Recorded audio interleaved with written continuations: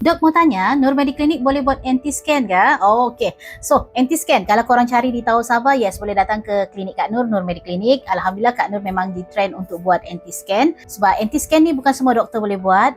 You need skill and experience buat benda tu. Okay? Biasanya kami buat anti-scan ni, scan baby ni pada 11 ke 13 minggu. Tapi Kak Nur lebih prefer 13 minggu tau. Ya, sebab 13 minggu ni lebih senang sebenarnya kita sukat based on my experience lah.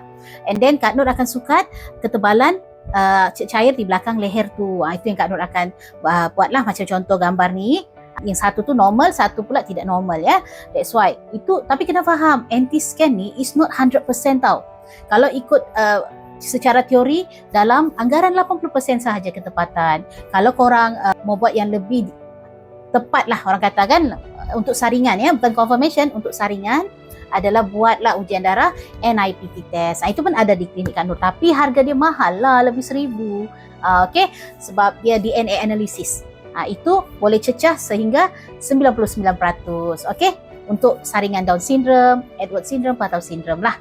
Itu anggaran peratus lah. Okay, tapi of course kena faham konsep tu hanyalah saringan, is not confirmation test. Okay, so harap video ni dapat bantu, sharing santai, ilmu sampai insyaAllah.